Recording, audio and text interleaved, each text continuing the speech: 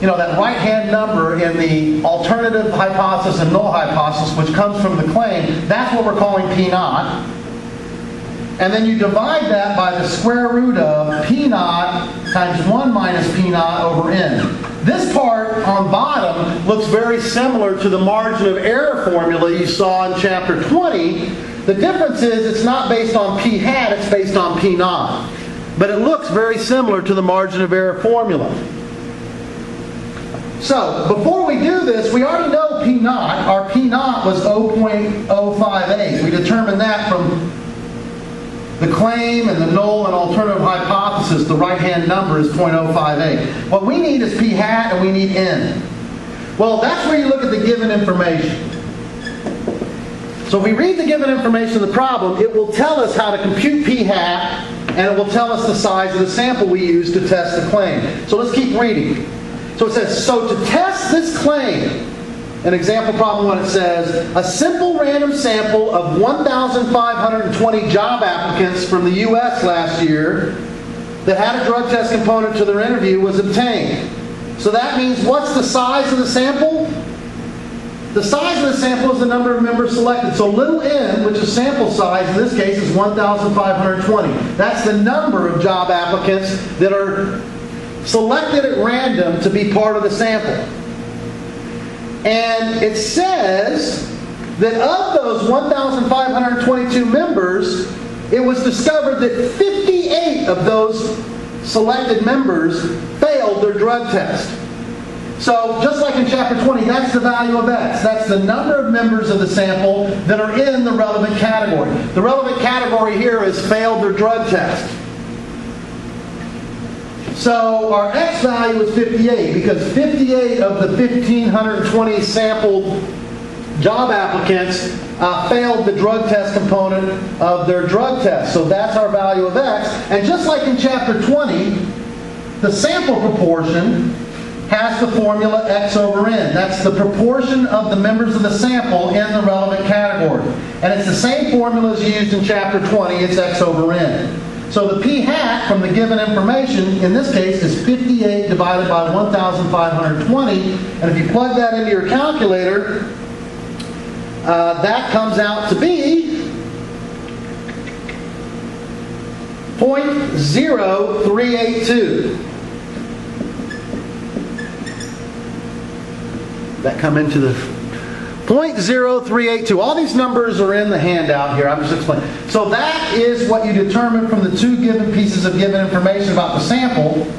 Our sample proportion is 0.0382. Our P naught is 0.058, and our sample size is 1,520. Those are the three numbers you need to plug in, and this is the one major calculation you always make in step 3, is to take those given statistics, plug into this formula, and calculate the test statistic.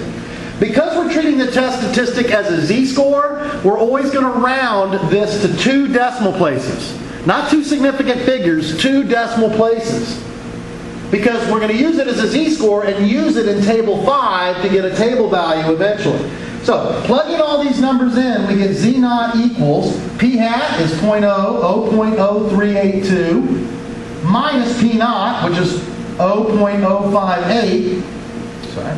And then this is all going to be divided by the square root of p naught, 0.058. Now, if you've got a graphing calculator, you can plug all this in correctly with your square root sign.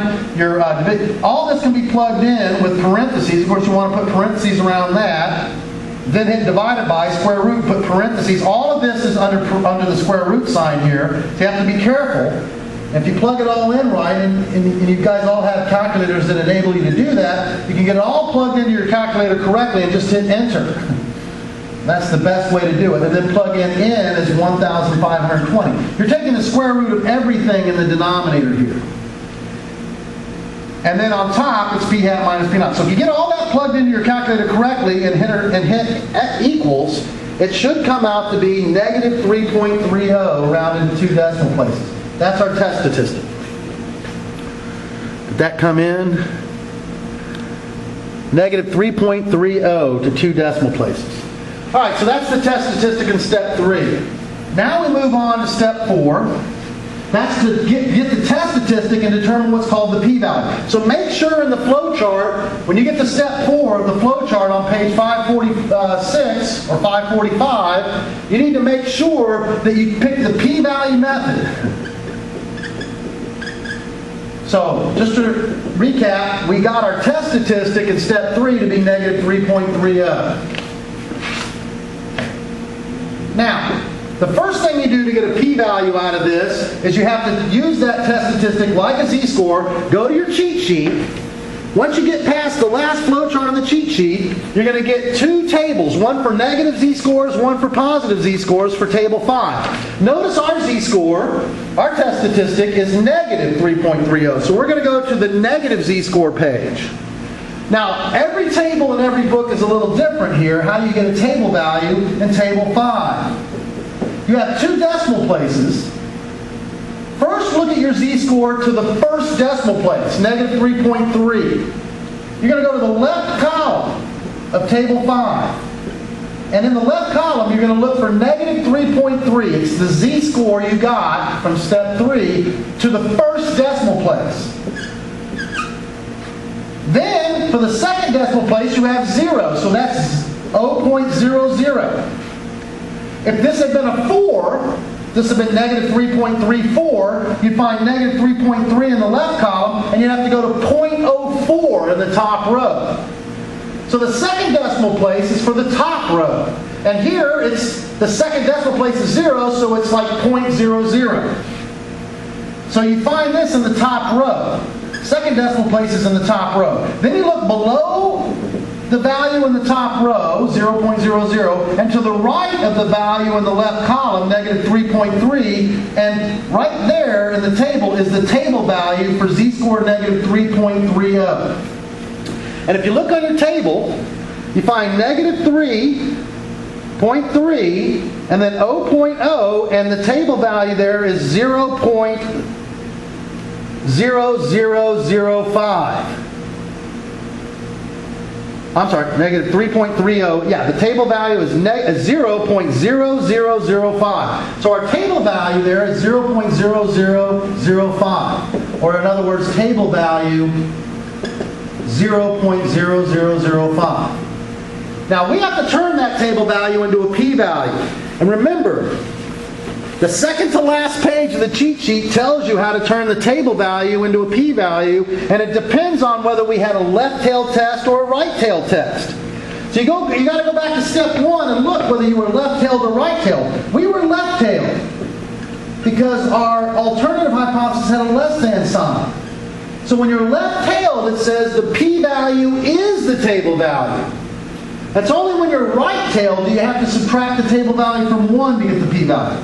When you're left-tailed, p-value is table value. So what this tells me is our p-value is also, in this case, the same as 0.0005. That's our p-value. All right, so that's when you're done with step 4, when you've finally written down the p-value for the test in step 4 under p-value method. Now we move to step 5. We just keep following step by step. Step 5 on page 546 of the cheat sheet. And if you read what it says there, it says, now let's just review here. In step 2, we determined that our significance level was given to be 0.01 in this problem. And we just found out in step 4 that our p-value in step 4 was 0.0005. So in step 5, you're going to compare the p-value in step 4 against the significance level that was in step 2. You make a comparison. And if you read under p-value method, step 5, the instructions say, if the p-value is smaller than the significance level, then you reject H0. You reject the null hypothesis.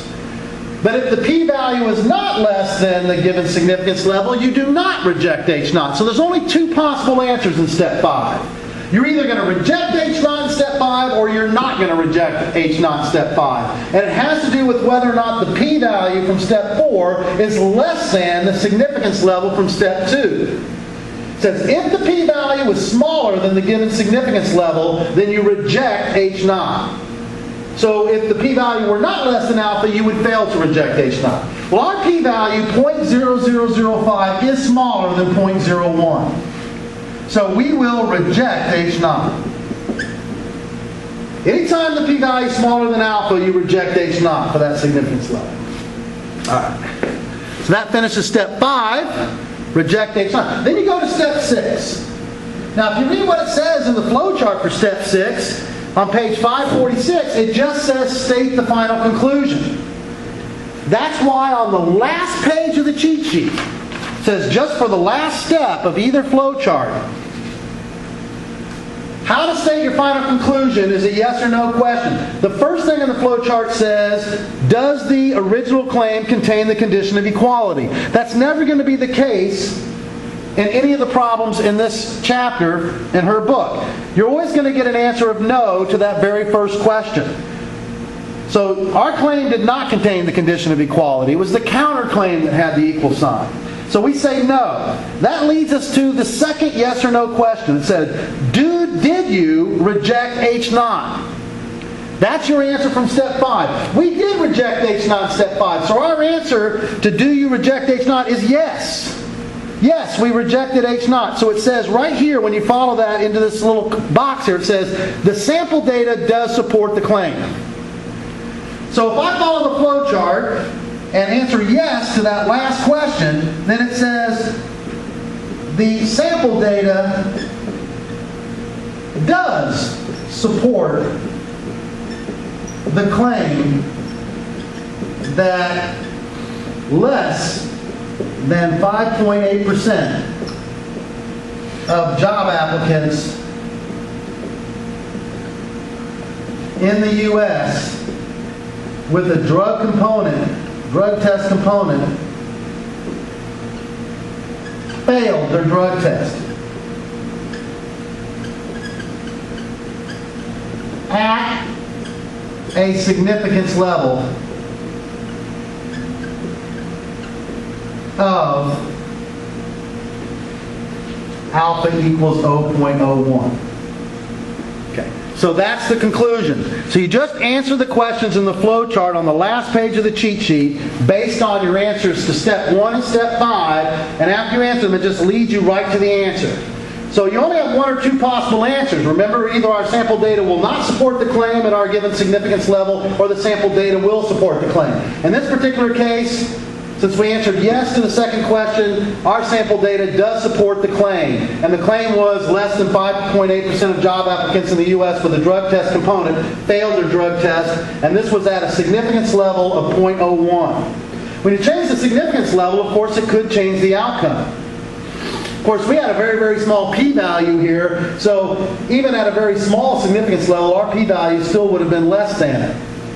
So, now, the only other part of this problem would have been to state whether or not you might have incurred a type 1 error or a type 2 error. It is an inferential study. Anytime you do an inferential study, just like with a confidence interval, just because you come up with a confidence interval estimate, say for a population percentage, doesn't mean that the actual population percentage has to be in that confidence interval. There's always some chance, so, based on the confidence level given, that your population percentage may not be in the confidence. It's the same kind of thing here. Because we did an inferential study, it could be that our sample statistics might be wrong. Our sample statistics might be wrong, and our conclusion could be false. We didn't do a census. So since we didn't do a census, there's always a possibility our conclusion could be false. So that's what type 1 and type 2 error means. In this particular example, since we rejected H naught, we would have the chance of a type 1 error, but the likelihood that we're wrong, that we drew the wrong conclusion based on a type 1 error, is no greater than 0.01. So there's only a 0.01 probability that our conclusion would be false by a type 1 error. But I'm not going to make you put that part. If it were a type 2 error, we couldn't say anything about the likelihood of of that error. But in this particular case, if we did that part, we could say that our conclusion, we could be at least 99% sure, at least 99% sure that our conclusion is correct, and no more than 1% likelihood that our conclusion would be wrong because of a type 1 error. All right, you can go ahead and work out the next example, which is work